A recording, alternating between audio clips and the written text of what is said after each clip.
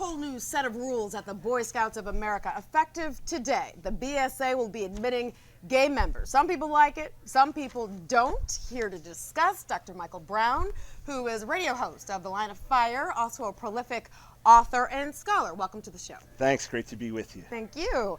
And we also have joining us Matt Comer, who is the co-founder of the Inclusive Scouting Network, also editor of Q Notes, the LGBT newspaper here in Charlotte. Welcome to both of you. Thank you. This is a hot button issue. Where do you stand on the issue?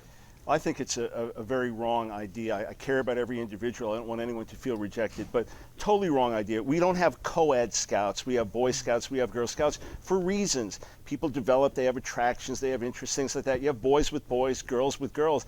To have openly homosexual members, they were perfectly welcome before. If they did not want to disclose, hey, I'm attracted to the same sex, perfectly welcome to serve and be fully involved. But now to say it, you got a 14-year-old who's out and proud, maybe a 12-year-old boy with him trying to come into his own, understand his sexuality. You could have attractions, you could have flirting, you could have certain friendships, all these issues. You don't need it. It's not what scouting's about. It doesn't help anything. And in fact, it's going to drive away a whole lot of kids who are now uncomfortable and parents who are uncomfortable. Why make this a sexual issue? Why can't we just have Boy Scouts? Okay. Obviously, I disagree. I think this is a wonderful step forward for the American Scouting movement. The country itself and the Scouting movement has been built upon a principle of equality and liberty and inclusion. And now the Boy Scouts of America get to live up and live out the principles they've espoused in their Scout oath and Scout law. And really truly live up to the promise they originally made in 1911 in their first Boy Scout handbook, and that was every American boy shall have the opportunity of becoming a good Scout, and we'll have that now.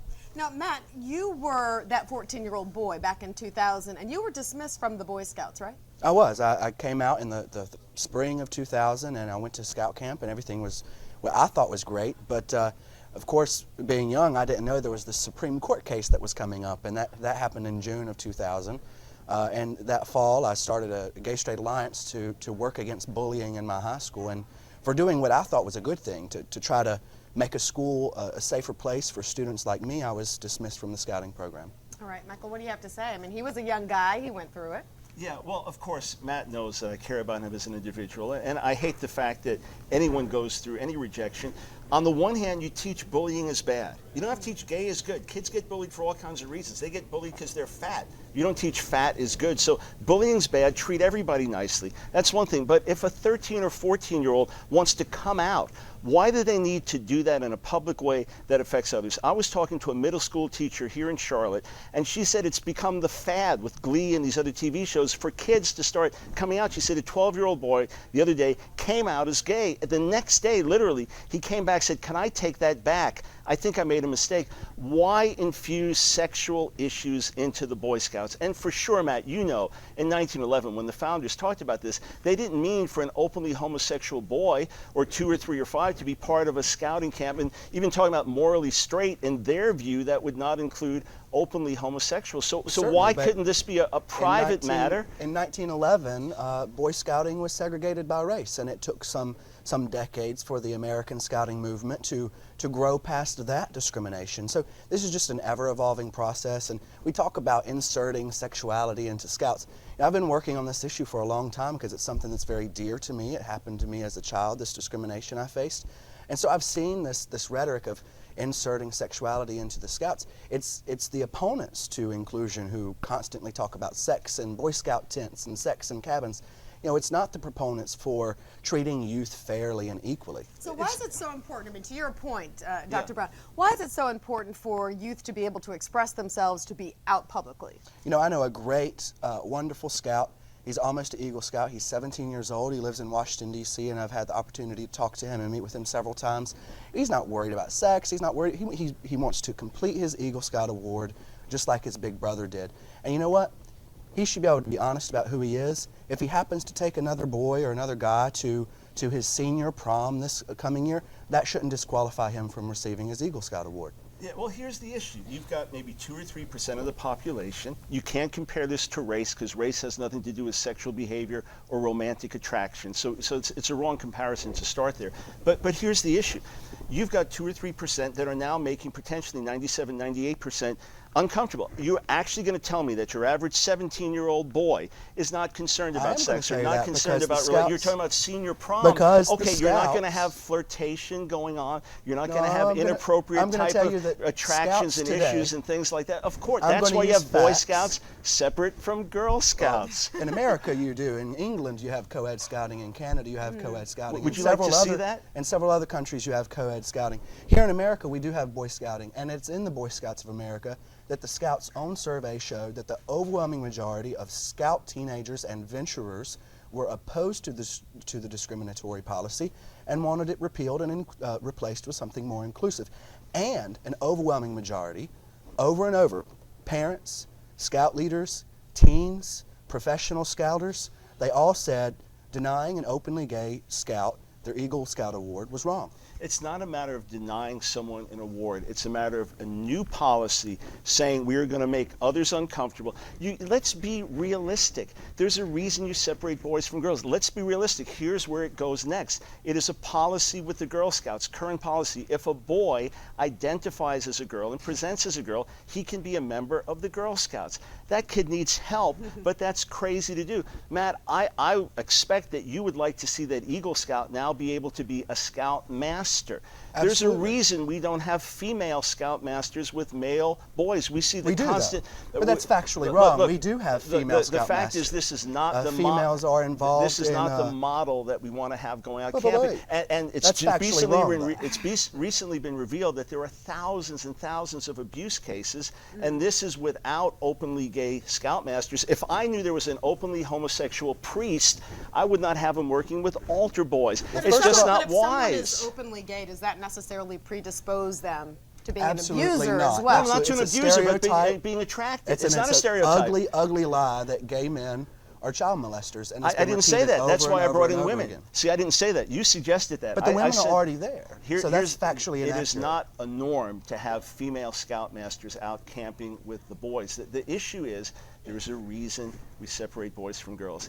And Matt fully knows that the next agenda... We also have co-ed scouting and venture scouting. So all this is separating boys and girls. I'd like to see co-ed scouting. Would you like to? You'd like to see openly gay Scoutmasters, I think that the scouting movement worldwide is something that is enjoyed and celebrated by boys and girls. And even in America, Boy Scouts and Girl Scouts often work together. They often go on camping trips together. There were venture crews that have girls in them at the National Jamboree. It's not the norm. And also, all the surveys I've read, and right up to the vote, there was an overwhelming outcry against this. Once again, take sexuality out of it. You were perfectly free to serve there till you were 18, but you made a decision that you were going to come out a certain way. A year later, you might have realized that's not really who I am. That's between you and God to work out, and we should teach civility to all. Bullying is wrong, but to infuse sexuality into this, to think that there aren't kids who are going to be uncomfortable with it, is to be selfish, and it's to discriminate against others. Let's leave it the way. I mean, it's too late to go back. I'm sure hundreds of thousands are making an exodus over this.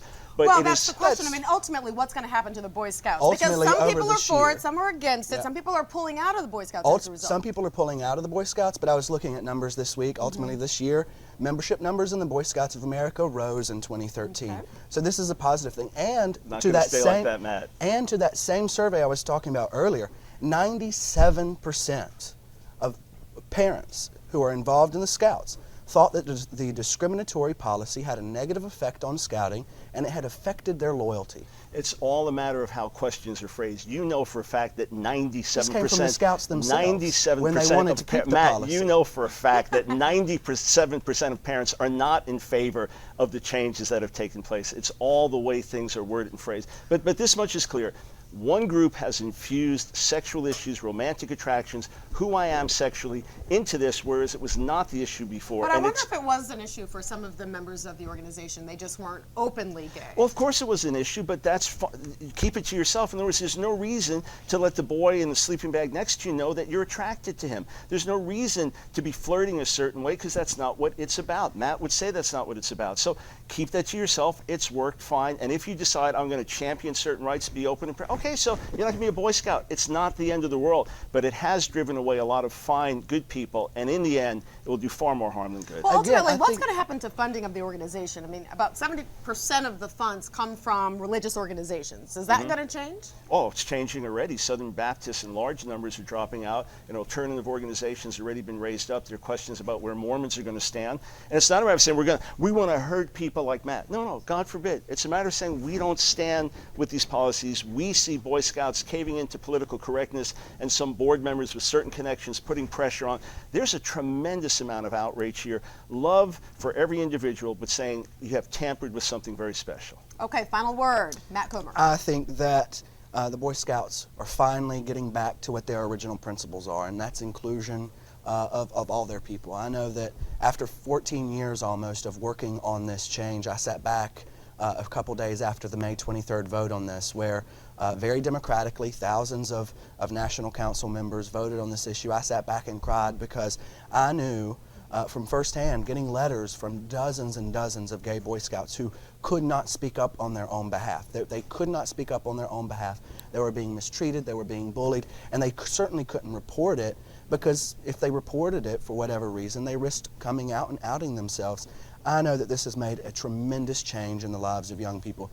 No young person should ever be discriminated against, and every person, gay or straight, whatever, should have the right to be in the Boy Scouts if they so choose. And it's a great way to learn how to grow up and be a great citizen, a brother, a husband, a contributing member of the nation. Okay, I have a feeling we're going to continue this conversation. Dr. Michael Brown, Mr. Matt Comer, thank you so much for being here. Folks at home, if you want to see more of this interview, then log on to our website, myfoxcarolinas.com.